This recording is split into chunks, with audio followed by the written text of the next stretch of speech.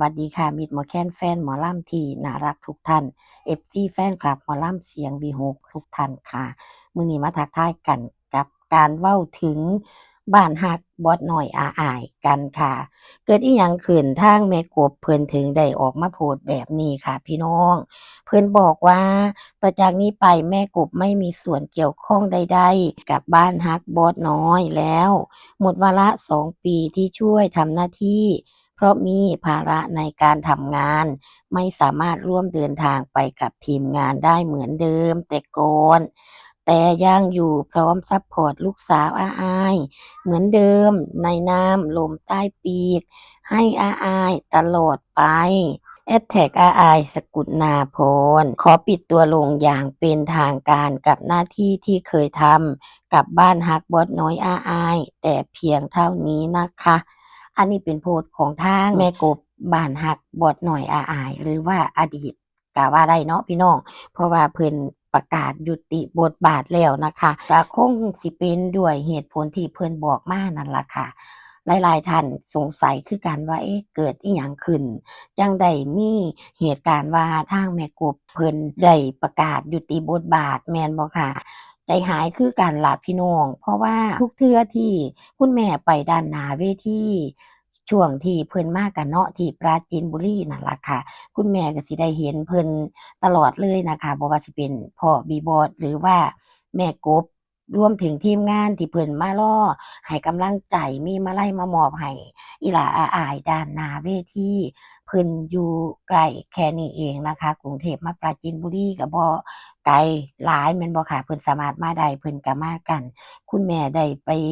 อยู่ใกล้เพิ่นคือกันค่ะแต่ว่าบ่ได้ทักทายกันเท่านั้นนะคะเฮาก็อยู่ในส่วนของเฮานั่นล่ะพี่น้องแม่นบ่ค่ะแอบมองแอบชื่นชมเพิ่นคือกันว่าโอ้เพิ่นฮักอีหลาอาอายอีหลีตอนนี้เพิ่นให้การซัปพอร์ตมาให้กำลังใจถึง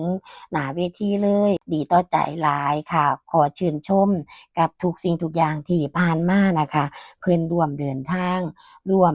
กันมามอบมาลัย มาแสดงความหักให้อีหลาอาอายเมื่อเพิ่นประกาศยุติบทบาทจั่งซี้หรือว่ามีอะไรอืมอันนี้ก็แอบคิดลึกๆแต่ว่าก็คงสิบ่มีหยังดอกบางเทื่อเฮาก็แวบหนึ่งคิดไปซื่อๆเนาะค่ะเนาะหลังจากที่แม่กบเพิ่นได้โพสต์ขอยุติบทบาทลงทางพ่อบีบอสเพิ่นก็ได้แชร์โพสต์ของแม่กบออกมานะคะพ่อบีบอสได้บอกว่าผมบีบอสขอแจ้งตามรายละเอียดด้านล่างนะครับ เป็นการตัดสินใจของแม่กบเอง ต่อไปนี้ไม่มีส่วนเกี่ยวข้องใดๆกับบ้านฮักบอสน้อยอาอายอาจจะด้วยเหตุผลส่วนตัวอะไรก็ตาม แต่องค์กรหรือทีมงานเมื่อขาดคนใดคนหนึ่งมันก็ต้องขับเคลื่อนไปได้เหมือนเดิมและดีกว่าเดิม เรายังเป็นบ้านฮักบอสน้อยอาอายที่เติบโตและแข็งแกร่งยิ่งกว่าเดิม เป็นบ้านฮักพลังรักพลังใจให้ลูกสาวไม่มีผลกระทบอะไรต่อบ้านฮักขอบคุณแม่กบสำหรับความร่วมมือทุกอย่างที่ผ่านมานะครับและก็มีสติกเกอร์อิโมจิยิ้มพร้อมกับสู้ๆนะคะชู2 นิ้วเนาะพร้อมกับแอดแท็กอาอายสกุณาพรแอดแท็กนกพงศกรแอดแท็กหมอลำเสียงวิหกแอดแท็กบ้านฮักบอดน้อยอาอาย อันนี้เป็นโพสต์ของพ่อบีบอสนะคะเพิ่นได้โพสต์ออกมาแจ้งอีกเทื่อหนึ่งพร้อมกับชี้แจงว่าบ่ได้มีอิหยังเป็นความจำเป็นหรือว่าเป็นภาระหน้าที่ของแม่กบเองที่เพิ่นบ่อยากทิ้งหน้าที่ของเพิ่นเนาะค่ะเพิ่นบ่มีเวลาเพิ่นก็เลยขอประกาศยุติบทบาทเพื่อให้ FC แฟนคลับได้รับทราบทั่วกันนั่นล่ะค่ะ สิได้บ่ได้ถามหาเนาะพี่น้องในมื้อข้างหน้าถ้ามี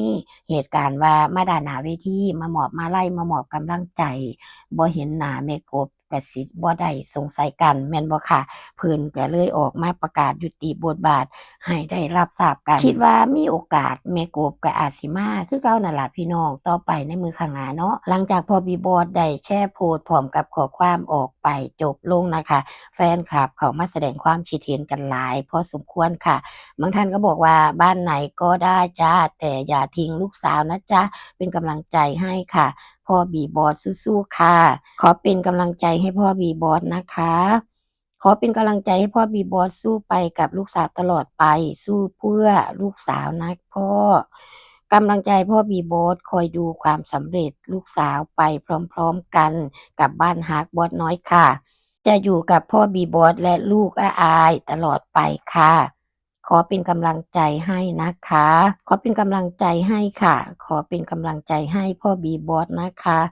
หลากหลายความคิดเห็นที่เขามาใต้โพสต์ของพ่อบีบอสเฮาบ่ได้เข้าไปร่วมแจมนำเพิ่นแต่เฮาก็รู้สึกว่าเหมือนกับเฮาได้ร่วมแจมนั่นล่ะพี่น้องเพราะว่าเฮาได้เห็นจากคลิปต่างๆที่เพิ่นได้แชร์ออกมาให้เฮาเห็นถึงความรักความสามัคคีที่เพิ่นร่วมจิตร่วมใจมอบความรักให้อีหลาอาอายเฮ็ดให้เฮารู้สึกคุ้นเคยกับภาพที่เฮาเห็นเพิ่นไปนำกันนั่นล่ะพี่น้องเมื่อเพิ่นออกมาประกาศยุติบทบาทจั่งซี้เฮาเสียดายคือกันนะคะว่าจั่งใดน้อเพิ่นคือแยกตัวออกไปจั่งซั้นขอเป็นลมใต้ปีกจั่งซั้นอิหยังประมาณนี้เนาะพี่น้อง FC หลายๆท่านน่ะคงสิคิดบ่ต่างกับคุณแม่คือกันนะคะว่าอิหยังกันแน่เกิดหยังขึ้นแต่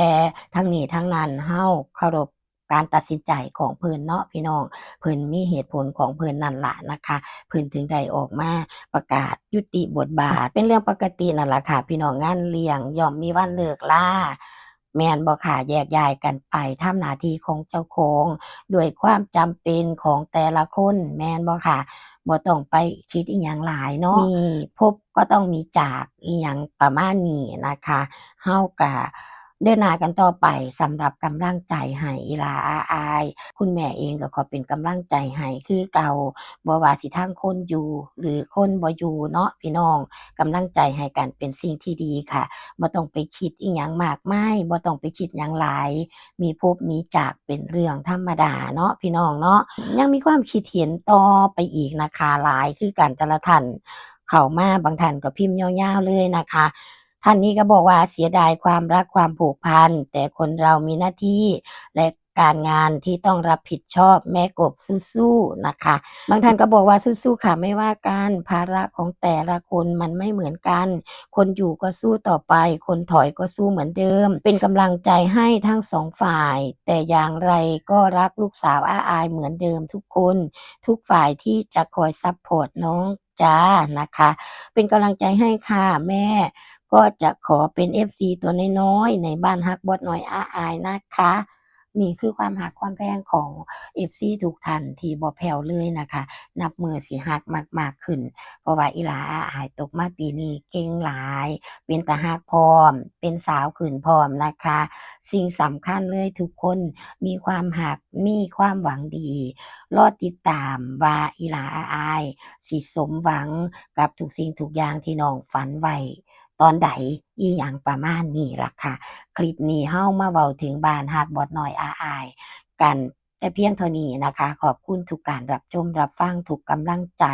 เจอกันใหม่ในคลิปหน้าสำหรับคลิปนี้ขอให้ทุกท่านมีความสุขสุขภาพแข็งแรงอากาศเปลี่ยนแปลงอย่าลืมดูแลสุขภาพกันหลายๆจ้าสวัสดีค่ะ